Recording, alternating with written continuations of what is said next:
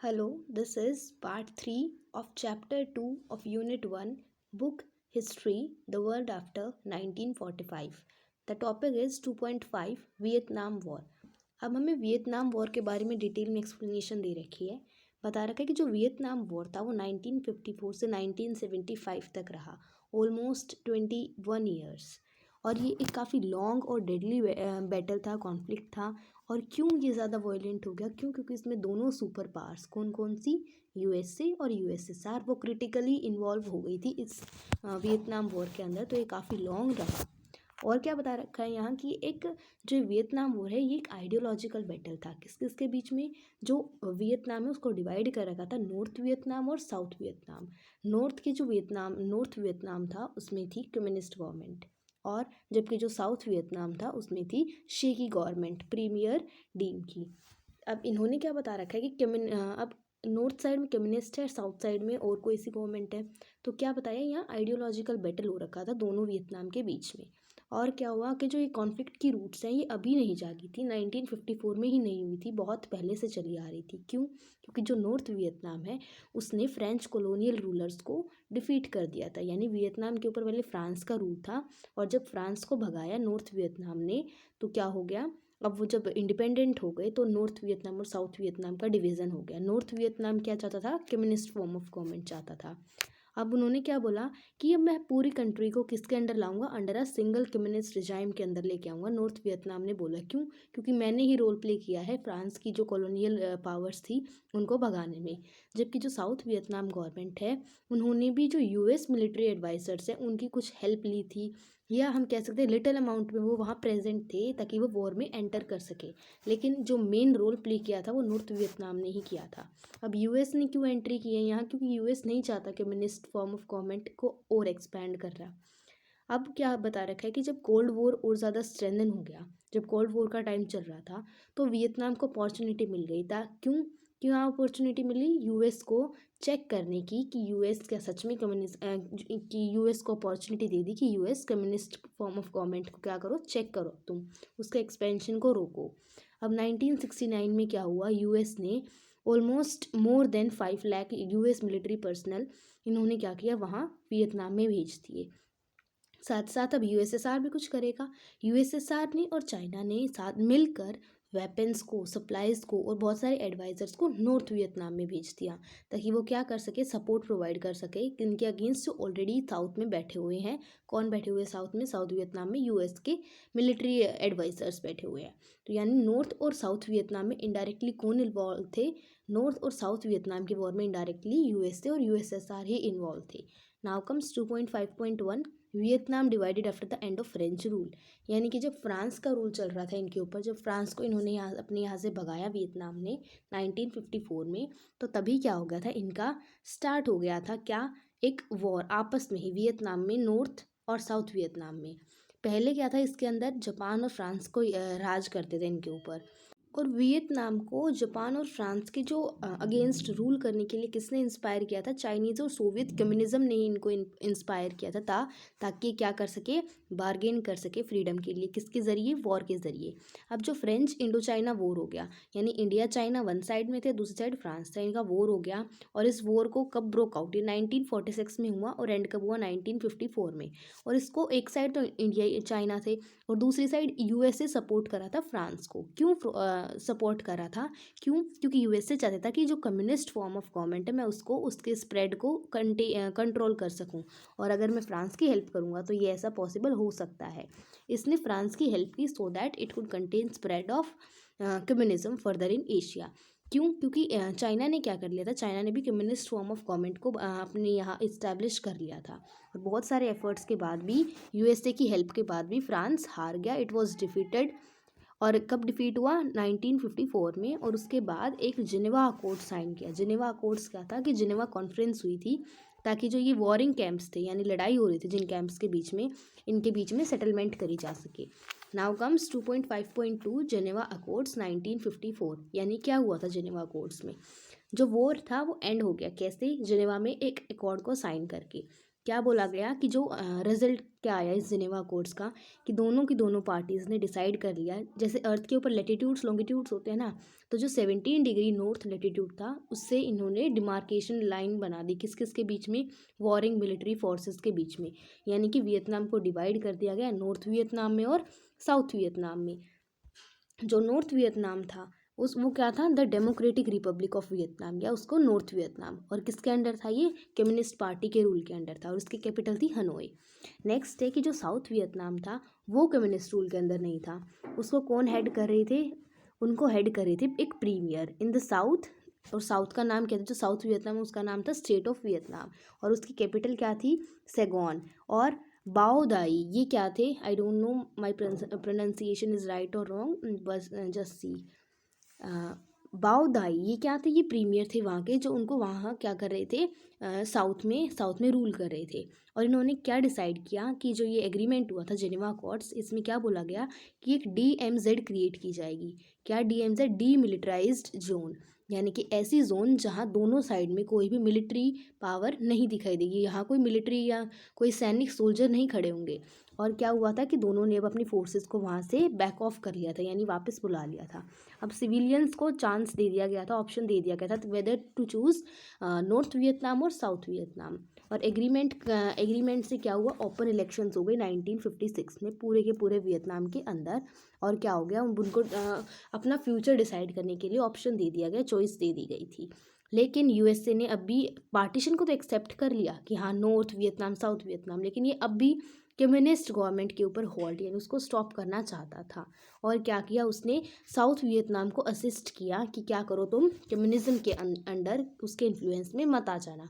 और जो south Vietnam का जो प्रीमियर था, अब जो वो प्रीमियर था, अब वो क्या हो गया, he was not able to provide a stable government, यानी उसको स्टेबल गवर्नमेंट प्रोवाइड नहीं करा पाया। क्यों, क्योंकि उसने इंटरनल डिस्टर्बेंस हो गई उसी की कंट्री के अंदर। नॉर्थ जो वियतनाम है वहाँ कम्युनिस्ट फॉर्म ऑफ गवर्नमेंट थी, उसका इन्फ्लुएंस स्लोली एंड ग्रेजुअली उसके ऊपर आने लग गया। और क्या हुआ, आम जो रिलीजियस सेक्ट्स थे कहाँ, साउथ वियतनाम के अंदर, उसने भी कुछ ना कुछ ऐसा किया कि जिसके ऊपर वहाँ की जो गवर्नमेंट थी साउथ वियतनाम की वो स्टेबल नहीं रह पाई। प्लस जो सिचुएशंस थी वो वर्स कब हो गई, जब प्रीमियर को, जो वो प्रीमियर था साउथ वियतनाम का, उसको सपोर्ट नहीं मिल पाया वहाँ की आर्मी का भी। लेकिन अब USA क्या चाह रहा है, USA चाह रहा है उसको कम्युनिज्म को कंट्रोल करना, तो अब USA इंटरफेयर करेगा। USA ने क्या कर दिया, अपने मिलिट्री एडवाइजर्स को भेज दिया कहाँ, साउथ वियतनाम में। और कुछ क्या किया, सेंट्रल जो US है उसने एड हेल्प प्रोवाइड की किसको, साउथ वियतनाम को, ताकि उसकी इकोनॉमी को ठीक कर सके वो। और 1955 तक जो वहाँ का प्रीमियर था उसने कंसोलिडेट कर ली थी पावर कहाँ, साउथ वियतनाम में। यानी कि जो भी वहाँ रिलीजियस सेक्ट्स थे जो उसके अगेंस्ट थे, उन्होंने उसको भी मार दिया था, उनको अरेस्ट कर दिया था। और क्या हुआ था, लास्ट में स्टेबल गवर्नमेंट प्रोवाइड करा दी थी साउथ वियतनाम में। लेकिन अभी भी वॉर है, क्यों, क्योंकि नॉर्थ अब भी फेवर कर रहा है कम्युनिज्म को और साउथ अब फेवर नहीं कर रहा है, और साउथ में इंटरफेयर कर रहा है USA। अब क्या हुआ कि जो कंडीशंस थी कहाँ, नॉर्थ वियतनाम में, वो भी काफ़ी अच्छी नहीं थी। क्या हुआ कि जो सोवियत यूनियन के और जो चाइना के जो कम्युनिस्ट मॉडल से इंस्पायर हुआ नॉर्थ वियतनाम, वो भी क्या करने लगा, अब एग्रीकल्चर में और इंडस्ट्रियलाइजेशन में रिफॉर्म्स करने लगा अपने खुद के रीज़न में। लेकिन जब वो रिफॉर्म सक्सेसफुल नहीं हुए तो वहीं फाइटिंग स्टार्ट हो गई, रिवोल्ट हो गया। और इंटरनेशनल सिनेरियो में अगर हम देखें, इंटरनेशनल सिनेरियो से देखें अगर, तो क्या हुआ कि जो सोवियत यूनियन और चाइना का जो डिस्टेंस था किससे, नॉर्थ वियतनाम से, उसका काफ़ी इम्पैक्ट पड़ रहा था। अब क्या हुआ कि ऑलरेडी अब जो मिलिट्री हेल्प है या सपोर्ट है वो चाइना भी प्रोवाइड नहीं करा रही थी नॉर्थ वियतनाम को, और USSR भी प्रोवाइड नहीं करा पा रहा था। तो इससे क्या हुआ, वहाँ खुद जो इंटरनल फार्मर्स थे, जो वहाँ के फार्मर्स थे, उन्होंने क्या कर दिया, रिवोल्ट करना स्टार्ट कर दिया। और सारी की सारी जो पावर थी वो किसकी, नॉर्थ वियतनाम की, वो वहाँ रिवोल्ट रोकने में ही चली जा रही थी, वहीं वेस्ट हो रही थी उसकी पूरी की पूरी स्ट्रेंथ। 1960s में क्या हुआ, साउथ वियतनाम में भी कुछ ऐसा ही हुआ। बुद्धिस्ट रिलीजियस सेक्ट्स एमर्ज हो गए और उन्होंने, जिसको हम कम्युनिस्ट गोरिल्लाज बोलते हैं, उन्होंने क्या कर दिया, वहाँ वॉर स्टार्ट कर दिया। और वॉर स्टार्ट होने के बाद साउथ की जो वियतनाम की जो गवर्नमेंट थी या फोर्सेस थी वो उसके साथ कोप अप नहीं कर पाई। अब बहुत सारे एफर्ट्स हो जाने के बाद भी USA क्या हो गया, हार गया। मतलब कि जो डीम की जो गवर्नमेंट थी, प्रीमियर था जो साउथ वियतनाम में, वो हार गया और उसकी गवर्नमेंट गिर गई।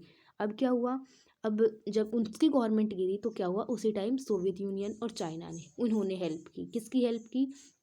अब वहाँ के जो वीटोंग वॉलंटियर्स थे, यानी जिसने डीम की गवर्नमेंट को गिराने में हेल्प की थी, वो उनकी हेल्प करने लग गई। कौन हेल्प करने लगे? सोवियत यूनियन और चाइना हेल्प करने लग गई उनकी।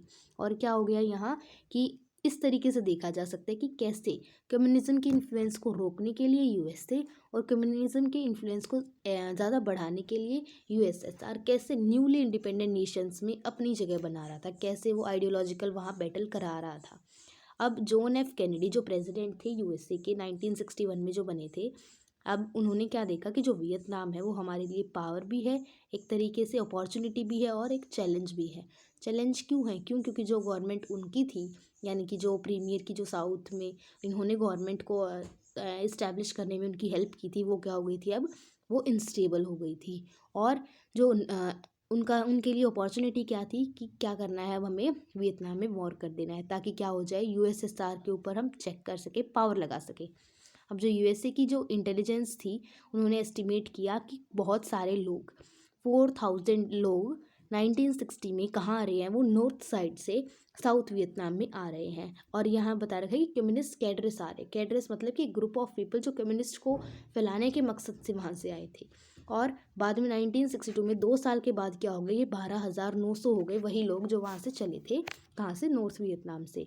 अब इस इनफिल्ट्रेशन से ये जो लोग आ रहे थे, इससे क्या हो गया, नॉर्थ वियतनाम ने एसेस कर लिया क्या, ताकि वो बहुत सारे वेपन्स को कहाँ भेज सके, साउथ वियतनाम में भेज सके। और ऐसे ही पता चला कि ये क्यों हुआ है, ये क्यों आने लगे हैं यहाँ अपने वेपन्स के साथ, क्यों? क्योंकि जो गवर्नमेंट थी, किसकी, डीम के रिजाइम में जो गवर्नमेंट थी वो क्या थी, रिजिड थी, करप्शन था उसके अंदर, जो यूएसए इग्नोर करता आ रहा था टाइम टू टाइम। और इस फैक्ट को जानने के बाद भी कि अब उन्होंने क्या कर दिया, उनको वार्निंग्स भी दी गई थी व्हाइट हाउस में, यानी कि जो राष्ट्रपति भवन होता है ना जैसे इंडिया में, वहाँ राष्ट्रपति भवन जो यूएसए का, उसको व्हाइट हाउस बोलते हैं। यानी वहाँ डीम के रिजाइम में बहुत सारे उनके पास वार्निंग्स भी आई थी, लेकिन फिर भी लास्ट में क्या हो गया, उन्होंने सपोर्ट प्रोवाइड कर दिया किसको, वापस से प्रेसिडेंट को, वापस से जो उनका प्रीमियर था उनको, और मिलिट्री हेल्प प्रोवाइड की बहुत सारी। लेकिन फिर भी क्या हुआ, बट ऑल इन वेल, कुछ भी सक्सेसफुल वहाँ नहीं हो पा रहा था वियतनाम के अंदर। Now comes 2.5.3 the gulf of Tonkin crisis, यानी कि कैसे वियतनाम में वॉर हो गया। अब हम उसके बारे में पढ़ेंगे। अब इस क्राइसिस का क्या हुआ, जो ये क्राइसिस चल रहा है, यानी जो गल्फ ऑफ टोंकिन का क्राइसिस है, इसका क्या रिजल्ट था, क्यों हुआ ये, क्यों? क्योंकि यूएस फ्रस्ट्रेट हो गया था बिल्कुल। क्यों? क्योंकि ना तो वियतनाम को वो कम्युनिस्ट रूल से बचा पा रहा था, ना ही अपना जो कैपिटलिस्ट जो उसकी स्टेबिलिटी वहाँ ला पा रहा था। अब जो जॉन एफ कैनेडी जो पहले प्रेसिडेंट थे यूएसए के, उन्होंने तो कम से कम एक इल्यूजन सपना सा ले रखा था कि हाँ प्रोग्रेस हो पाएगी वियतनाम में। लेकिन जो अब नेक्स्ट आए थे जॉनसन, नेक्स्ट प्रेसिडेंट बने थे जो, वो तो अब भी कन्फ्यूज़न में थे कि कुछ ऐसा हो भी पाएगा या नहीं हो पाएगा। तो वहाँ जो साउथ वियतनाम था उसमें मिलिट्री थी, जो मिलिट्री वो शॉर्ट लिव थी। और अब कौन आ गए, डिक्टेटरशिप का रोल डिक्टेटरशिप आ गई थी वहाँ, किसके अंडर, जनरल न्गुयेन खान इन जनवरी 1964। अब क्या हुआ, हनोई में जो कम्युनिस्ट लीडर्स थे, हनोई कहाँ था, नॉर्थ वियतनाम में, जो वहाँ कम्युनिस्ट लीडर्स थे वो क्या सोचते रहे कि विक्ट्री बिल्कुल पास में आ गई, और उन्होंने मेजर मिलिट्री कमिटमेंट स्टार्ट कर दिया क्या करने के लिए, ताकि जो साउथ वियतनाम है उसको जीत सके। अब ट्रूप्स थी जो, अब नॉर्थ वियतनाम आर्मी थी उसको सेंड कर दिया गया साउथ में, किसके थ्रू, लाओस के थ्रू, यानी लाओस एक एरिया है वहाँ के, वहाँ से लाना उन्होंने स्टार्ट कर दिया, ताकि क्या हो जाए, एक ऐसे रोड से लाना स्टार्ट कर दिया जो कैपेबल था, which was capable of handling huge trucks, यानी जो ट्रक को कैपेबल कर सकता था कि इस रास्ते से ट्रक जा सकते हैं, उस रास्ते से उन्होंने NVA यानी कि नॉर्थ वियतनाम की आर्मी आनी वहाँ से स्टार्ट हो गई। और जो चाइनीज़ जो कम्युनिस्ट लीडर थे जैसे माओ जेडोंग, उन्होंने इसको स्ट्रांगली सपोर्ट किया। और क्या हो गया, साउथ वियतनाम गवर्नमेंट थी वो क्या अब भी थी, उसके पास एक लास्ट ऑप्शन बचा था कि अगर हमारे ऊपर नॉर्थ वियतनाम अटैक कर रही है तो हमारे पास लास्ट ऑप्शन क्या है कि हमें भी अब रिटेलिएट करना पड़ेगा। और एट द सेम टाइम वहाँ रिजाइम चेंज हो गया यूएसए में। अब कौन आया, अब जो यूएसए का रिजाइम चेंज होने वाला था वहाँ, तो वहाँ क्या हो गया, जो उनके साउथ ईस्ट में इंटरेस्ट थे वो डिक्लाइन हो रही थी कि अब हम we are not at all interested in South East Asia. लेकिन जो जॉनसन थे उन्होंने क्या बोला कि नवंबर में जो इलेक्शन है तब तक मैं, जो ये अभी केस चल रहा है, कंट्रोवर्शियल इशू चल रहा है वियतनाम का, इसको तो ख़त्म कर ही देते हैं। लेकिन अब कुछ अनएक्सपेक्टेड हो गया, जो यूएसए था उसकी अगस्त में उसकी एक वॉरशिप जिसका नाम था मेडॉक्स, वो वहाँ से जा रही थी और नॉर्थ वियतनाम ने बाय मिस्टेक उसके ऊपर अटैक कर दिया, कहाँ, गल्फ ऑफ टोंकिन में। यानी जब उसके ऊपर अटैक कर दिया तो यूएसए ने क्या सोचा, ओ इंटरनेशनल लेवल पे मेरे स्टेटस को डैमेज करना चाहा इसने। तो अब उसने क्या किया, अब उसने सपोर्ट किया किसको, साउथ वियतनाम को। वहाँ उन्होंने हेल्प की और क्या कर दिया, रेड करनी स्टार्ट कर दी विलिंगली नॉर्थ वियतनाम में।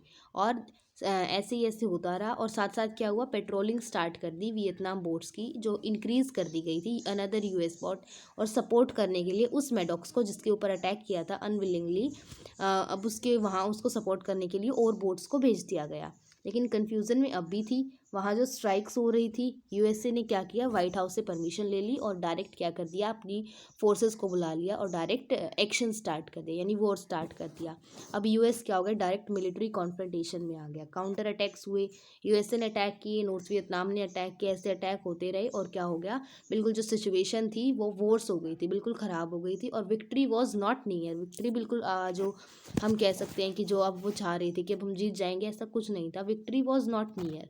और इस सिनेरियो में क्या हुआ, यूएस के जो प्रेसिडेंट थे उन्होंने पीस टॉक करनी स्टार्ट की ताकि क्या कर सके, उनकी भी कुछ इज्जत हो जाए इंटरनेशनल लेवल पे। इस बात को बहुत देखा जाता है कि जो यूएस के प्रेसिडेंट थे अब उन्होंने पीस टॉक स्टार्ट कर दी कि हम क्या करेंगे, हम तो अब अटैक सक्सेसफुल तो हो ही नहीं रहे हैं, तो हम क्या करेंगे, पीस इस्टेब्लिश करेंगे आफ्टर अ ईयर। लेकिन कोई भी साइड विलिंग नहीं थी, मतलब विन नहीं कर पा रही थी और लॉस था वो बहुत काफ़ी हो पा रहा था। तो ये सोवियत यूनियन ने क्या किया, उसने सीक्रेटली यूएसए में जाकर वॉशिंगटन को क्या बोल दिया कि जो नॉर्थ वियतनाम है वो विलिंग है और वो क्या कर देगा, वो स्टॉप कर देगा अटैक्स को जो वहाँ हो रही है डीएमजेड पर, या वो डीमिलिटराइज जोन पर जो अटैक हो रही है उसको कौन, नॉर्थ वियतनाम उसको बंद कर देगा। लेकिन उसके लिए और क्या करेगा, नेगोशिएशंस भी करेगा। लेकिन अब क्या करो, यूनाइटेड स्टेट्स और साउथ वियतनाम आओ पीस टॉक्स करते हैं, और क्या कर दिया, यूनाइटेड स्टेट भी एग्री हो गया इस बात को लेकर। अब इस कंडीशन को देखने के बाद कि हाँ अब कूलिंग ऑफ हो रहा है और क्या हो गया, अपलिफ्टिंग स्टेटस, अपने स्टेटस को इम्प्रूव करने के लिए जॉनसन ने क्या किया, एक ऐसा स्टार्ट कर दिया कि चलो पीस करते हैं। लेकिन अब भी देवर कन्फ्यूज कि हमारा टॉपिक क्या रहेगा, हमें क्या क्या डिमांड करनी है नॉर्थ वियतनाम से। बॉम्बिंग था, अभी उसने कुछ अचीव नहीं कर पाया था, तो क्या हो गया, अब साउथ वियतनाम ने क्या कर दिया, टॉक्स को ज्वाइन कर दिया। और लेकिन रिजाइम का चेंज हो गया, अब यहाँ रिचर्ड एम निक्सॉन आ गए, वो वहाँ के क्या बन गए, इलेक्टेड प्रेसिडेंट बन गए, कहाँ के, यूएसए के। अब देखा कि जो विक्ट्री है वो तो बहुत दूर है, तो एक सेटलमेंट स्टार्ट की उन्होंने करनी। क्यों, अब वो क्या चाहते थे कि अब वॉर तो बहुत दूर है और लॉस इतना ज़्यादा हो रहा है, तो अब क्या है, सेटलमेंट तो करनी ज़रूरी है ही, नहीं तो कोई भी अफोर्ड नहीं कर पाएगा जितना लॉस होगा उनका।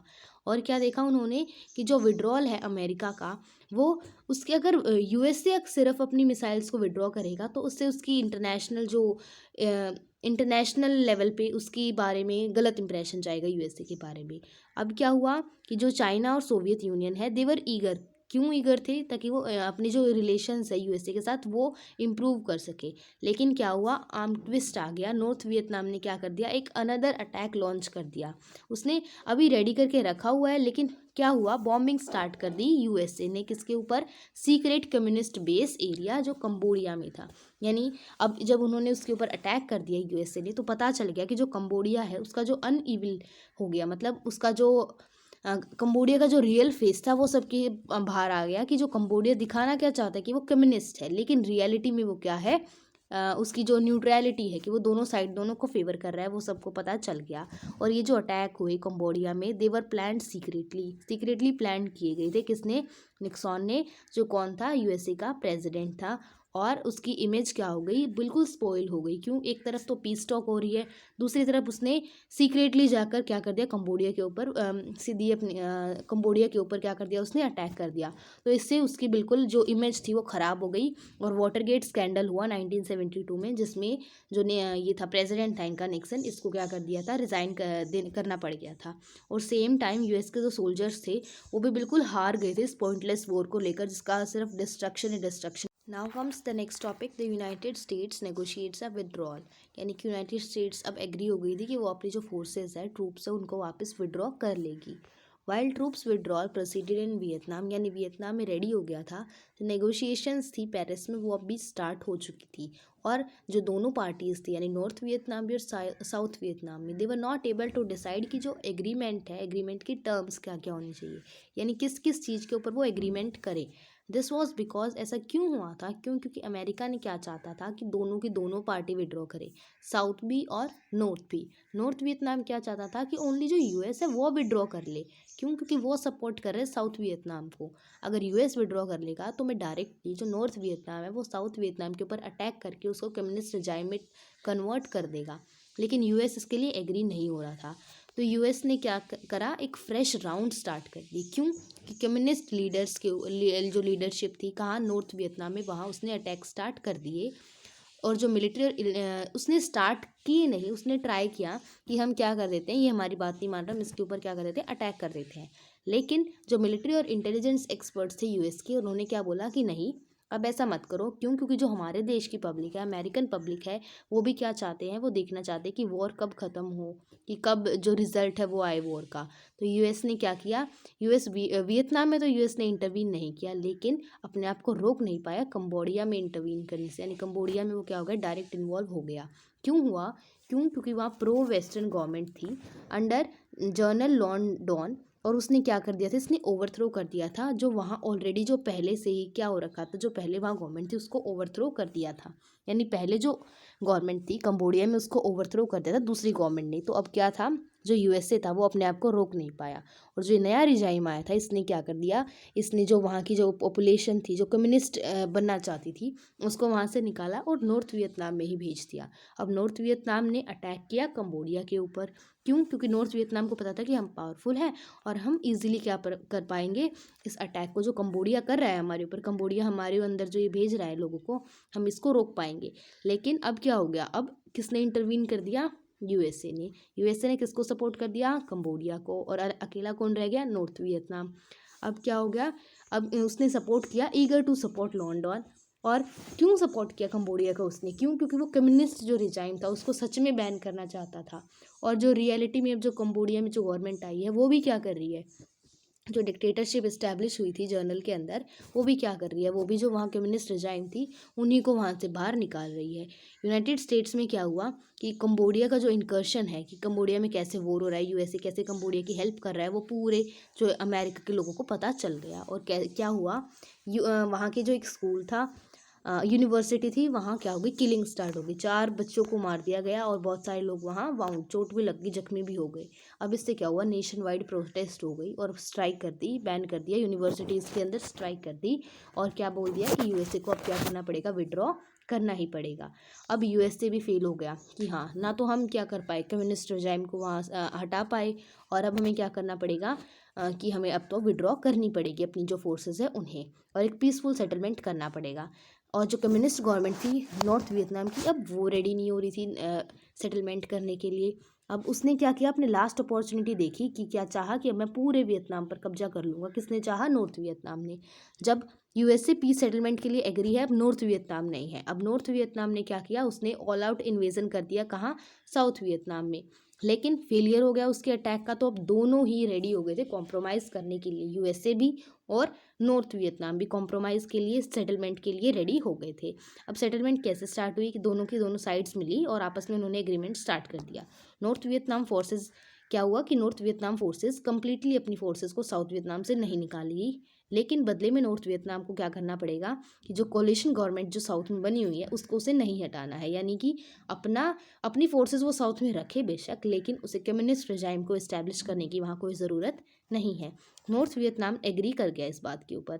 अब क्या हो गया, एक पैक्ट साइन किया गया 1972 में। अब ये साउथ वियतनाम को पसंद नहीं आया, तो साउथ वियतनाम क्या बोला कि इसमें मेरे इंटरेस्ट का ध्यान नहीं रखा जा रहा, तो मैं इसको नहीं मान रहा।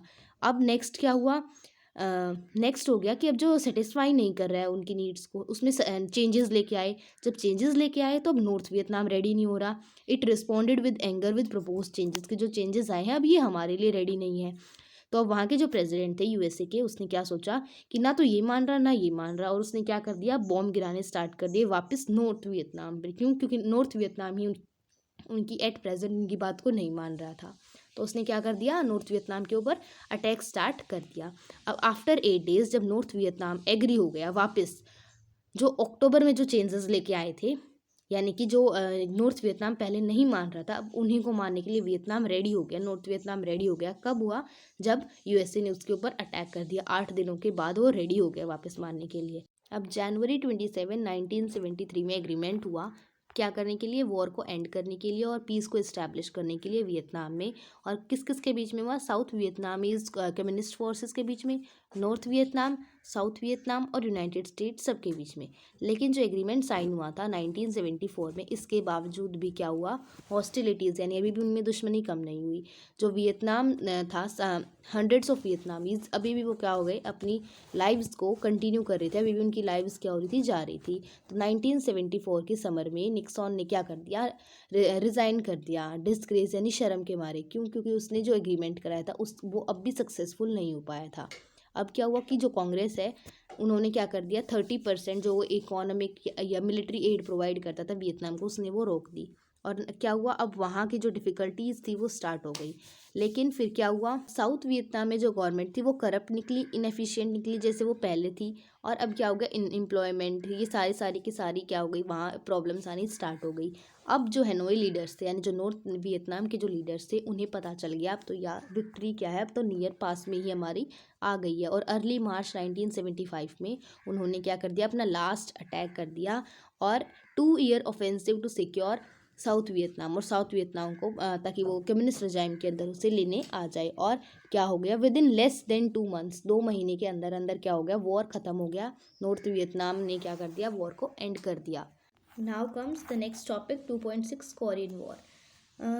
Korea was also divided in the same way as Vietnam was divided. In North Vietnam, South Vietnam, the same way North Korea and South Korea. And the same scenario was there. North Korea means communist regime and South Korea means non-communist regime. Origin था जो इस Korean war का, ये अभी नहीं हुआ, यानी 1910 में नहीं हुआ, बहुत पहले से ही चला आ रहा था। या जब एक्चुअल वॉर स्टार्ट हुआ उससे बहुत पहले से ही जो इसका ओरिजिन था वॉर का, वो स्टार्ट हो रहा था। सबसे पहले क्या बता रखा है कि सिंस 1910 जो कोरिया है वो किसके अंडर था, वो जापान के ऑक्यूपेशन के अंदर था, यानी जापान उसके ऊपर क्या करता था, रूल करता था। और जब जापान हार गया 1945 में, जैसे सेकेंड वर्ल्ड वॉर में उसके ऊपर हिरोशिमा और नागासाकी जब बॉम्ब गिराए, तो उसकी जो कंडीशन थी वो बिल्कुल ख़राब हो गई, तो उसने सारी कॉलोनीज़ को फ्री कर दिया था। तो वैसे ही जब जापान हार गया तो कोरिया इंडिपेंडेंट डिक्लेयर हो गया और कोरिया को डिवाइड कर दिया गया था 2 जोन्स में। और अब की बार कौन सी पैरेलल उन्हें डिवाइड कर दी थी, 38th पैरेलल। और ये जो अरेंजमेंट थी टेम्पररी मानी गई थी, और यूनाइटेड नेशन ने क्या बोला था कि अब फिर से इलेक्शंस होंगे कंट्री के लिए, पूरी कंट्री के लिए। अब जो वहाँ की जो कंट्री थी, वहाँ की जो पॉपुलेशन थी कोरिया की, वो कहते 2/3 जो पॉपुलेशन थी और कम्युनिस्ट गवर्नमेंट थी, वो सारे वोट करेंगे। तो यूएसए को क्या टेंशन थी कि कहीं कम्युनिस्ट फॉर्म ऑफ गवर्नमेंट दोबारा ना आ जाए। लेकिन क्या हुआ, चेंज हुआ इंटरनेशनल सिनेरियो में। कैसे, जब यूनिफिकेशन हुई किसकी, कोरिया की, got tied up with cold war rivalry. यानी जैसे कोल्ड वॉर में बहुत सारे वॉर हुए, तो ऐसे ही कोरिया का भी जब वॉर हुआ था तो उसमें भी क्या था, कोल्ड वॉर सिनेरियो के अंदर कोरिया को भी इंक्लूड कर दिया गया था। क्यों, क्योंकि ये क्या था, दोनों के बीच में ये भी हाई पॉइंट ऑफ वॉर था, यूएसए के भी और यूएसएसआर के भी। अब इलेक्शंस हुए जब साउथ में, तो वहाँ क्या हो गया, वहाँ संग्याम री इनको एज अ प्रेसिडेंट वहाँ इंस्टॉल कर दिया गया था। जबकि जो नॉर्थ कोरिया था वहाँ कम्युनिस्ट गवर्नमेंट आ गई थी ऑफ किम सेकेंड संग। लेकिन अब क्या हुआ, जो पीपल ऑफ कंट्री थे वो क्या चाहते थे, वो अब भी चाहते थे कि हम अपने आप से ही कोरिया के ऊपर खुद रूलर्स, तो कोरिया के ऊपर रूलर्स रूल करना चाहते थे। लेकिन जो वहाँ के लोग थे they were not happy with the division of Korea. तो नॉर्थ कोरिया ने क्या कर दिया, इन्वेड कर दिया साउथ कोरिया को। कब, 1950 में। ऐसे ही जो इन्वेजन था उसने, मतलब जो किम सेकेंड संग, ये जो कहाँ थे, नॉर्थ कोरिया में थे, जो ये कम्युनिस्ट रिजाइम को फॉलो करते थे, इन्होंने क्या कर दिया, 38 पैरेलल को क्रॉस कर दिया और साउथ कोरिया को इन्वेड कर दिया in the search of unity. ताकि क्या हो जाए कि जो नॉर्थ कोरिया और साउथ कोरिया है, जो इसका डिवीज़न हुआ है, ये ख़त्म हो जाए। स्कॉलर्स क्या मानते कि क्यों किया इसने ऐसा, अमेरिका के फेवर में आकर, कुछ बोलते स्कॉलर्स कि अमेरिका के फेवर में आकर किया था ताकि जो अमेरिका है इन्फ्लुएंस बना सके पैसिफिक ओशियन पर। सेकंड बोलते हैं कि इसने चाइनीज़ गवर्नमेंट के फेवर में आके किया था, चाइना ने इसको इनकरेज किया था। क्यों, ताकि वो भी, क्योंकि चाइना भी बहुत टाइम से प्रिपेयर कर रहा था ताकि वो ताइवान के ऊपर अटैक कर सके। नेक्स्ट बोल रहे हैं कि जो रशिया है ना, उसने फेवर किया था इसको करने के लिए। क्यों, क्योंकि वो भी क्या चाहता था, वेस्ट बर्लिन के बाद जब उसकी डिफीट हो गई थी, वो क्या चाहता था, अपने इन्फ्लुएंस को एक्सटेंड करना चाहता था। Next comes super power rivalry, यानी कि सुपर पावर जो यूएसए यूएसएसआर है, ये कैसे इन्वॉल्व हो गए इस वॉर के अंदर। जो यूएसए की प्रेसिडेंट थे जो उन्होंने क्या माना कि जो ये वॉर हुआ है, यानी जो नॉर्थ कोरिया ने इन्वेड किया है साउथ कोरिया को, ये किसके कहने पर किया है? स्टालिन के कहने पर। यानी जो रशिया है, यूएसएसआर है, उसने इसको इंस्पायर किया है। और उन्होंने क्या किया, एक डेलिब्रेट चैलेंज लिया और इसको क्या देखा कि रशिया क्या कर रहा है, रशिया अपने कम्युनिज्म को स्प्रेड कर रहा है। और स्टार्टिंग में चैप्टर से बात आ रही कि USA was against it, USA नहीं चाहता था, USA want to stop the spread of communism. तो इसने क्या किया, मिलिट्री सपोर्ट भी प्रोवाइड किया साउथ कोरिया को और इकोनॉमिकली भी उसको सपोर्ट किया। एक अर्जेंट यूएन काउंसिल भी सेटअप की गई ताकि क्या कर सके कि सारी कंट्रीज़ को रेडी कर सके कि अगर नॉर्थ कोरिया आया साउथ कोरिया के अंदर, अगर उसने अटैक किया तो सभी कंट्रीज़ मिलकर उसके ऊपर अटैक करेंगी। ये क्या हुआ था, वहाँ की यूएन की सिक्योरिटी काउंसिल मीटिंग में ये बात को माना गया था। अब जो साउथ ईस्ट कोरिया था उसके अंदर कौन कौन सा पार्ट इंक्लूडेड था? पोर्ट ऑफ पुसान और कुछ ऐसा साउथ कोरिया जो किसके अंडर आ गया था, जो कम्युनिस्ट हैंड के अंडर आ गया था। क्यों? क्योंकि नॉर्थ जो कोरिया था उसने ऑलरेडी अटैक कर दिया था साउथ कोरिया के अंदर। नेक्स्ट कम्स कि जो अमेरिकन थे, अमेरिकन्स ने क्या किया, अब उसको क्या किया, उसको huge force superior warfare provide किया और नो टाइम, बिना कोई समय लेते हुए क्या कर दिया उन्होंने, जो कम्युनिस्ट गवर्नमेंट वहाँ गई थी उसको पुश कर दिया। यानी they pushed back the communist government, उनको वापस भगा दिया। अब जो यूएस है ये नहीं चाहता था कि नॉर्थ कोरिया इसको फर्दर फिर कभी इन्वेड करे या फिर से अगर फ्री इलेक्शन हो जाए तो यहाँ कहीं कम्युनिस्ट अप्रूवल आ जाए। तो जो चाइनीज़ गवर्नमेंट थी, अब यूएसए ने क्या किया, यूएन ने कहाँ ट्रूप्स भेज दी, नॉर्थ कोरिया में ट्रूप्स भेज दी और वहाँ के 2/3 पार्ट को क्या कर दिया, कैप्चर कर दिया। अब एक चाइना और कोरिया के बीच में एक फ्रंटियर है यालू रिवर के ऊपर और वो वहाँ पहुँच गई। और चाइना अब क्या था, चाइना वो सीरियसली, अब वो सीरियस हो गया था चाइना कि अब अमेरिका हमारे ऊपर क्यों अटैक कर रही है। अब अगर अमेरिका चाइना के ऊपर अटैक कर रही है तो चाइना भी कुछ ना कुछ करेगी। तो ऐसे ही क्या किया, नवंबर में चाइना ने एक मैसिव काउंटर रिवॉल्ट किया। किसके अगेंस्ट? उसने 30,000 ट्रूप्स को भेजा और यूएन की ट्रूप्स को नॉर्थ कोरिया से निकाल दिया और वापस सियोल को अगेन उन्होंने, चाइना ने कैप्चर कर लिया। लेकिन जब काउंटर अटैक हुआ तो यूएस ने क्या सोचा कि अब क्या है, फ़ायदा किसी में है कि अब वॉर का जो रिस्क है उसको रोका जाए। अब अगर मैं और चाइना, मेरी और चाइना की, यानी यूएसए की और चाइना की लड़ाई होने लग गई तो ज़्यादा वॉर्स होंगे और जो डिस्ट्रक्शन ही करेंगे। तो यूएसए ने यहाँ एक इम्पॉर्टेंट रोल प्ले किया, उसने अच्छे से सिचुएशन को समझा और वापस उसने अपनी फोर्स को, अपनी ट्रूप्स को वापस ले लिया। अब क्या हो गया यहाँ कि जो as they stopped war once communist government were driven off Seoul. यानी कि अब जब कम्युनिज्म क्या था कि जब चाइना ने यूएसए के ऊपर अटैक कर दिया तो अब क्या हो गया, अब कोरियन वॉर डिवास्टेटेड कोरिया। अब जो ये कोरियन वॉर हुआ था कि पहले नॉर्थ कोरिया ने साउथ कोरिया को अटैक किया, अब जब यूएसए ने हेल्प की तो यूएसए ने नॉर्थ कोरिया के ऊपर अटैक किया, तो इसमें बहुत सारे लोग मारे गए। अब इस वॉर से क्या हुआ, इसने एक नई डायमेंशन दी कोल्ड वॉर को। क्यों? क्योंकि अमेरिका के जो रिलेशंस थे वो ना कि सिर्फ चाइना के साथ बल्कि चाइना, ना कि सिर्फ रशिया के साथ, यूएसएसआर के साथ, बल्कि चाइना के साथ भी अब खराब हो गए थे। क्यों? क्योंकि चाइना और अमेरिका डायरेक्ट इन्वॉल्व हो गए थे, क्योंकि चाइना ने क्या कर दिया था, नॉर्थ कोरिया के अंदर अपना अटैक कर दिया था। तो अब चाइना के साथ भी ये जो अमेरिका, उसके रिलेशंस खराब हो गए थे। अब यूनाइटेड नेशंस के बारे में भी हमें यहाँ बहुत इंपॉर्टेंट बात पता चली कि पहले जो लीग ऑफ नेशंस थी जिसकी हेल्प से जो सेकेंड वर्ल्ड वॉर है वो रुक नहीं पाया था, लेकिन सेकेंड वर्ल्ड वॉर के बाद जो यूनाइटेड नेशन बनी है उसकी काफ़ी यहाँ इंपॉर्टेंस दिखाई दी है। क्यों? क्योंकि एक मीटिंग हुई थी यूनाइटेड नेशंस में, उसके बाद ही सारी कंट्रीज रेडी हो पाई थी। तो यूनाइटेड नेशंस यहाँ एक इंपॉर्टेंट रोल प्ले कर रहे थे। अब now come summing up conclusion.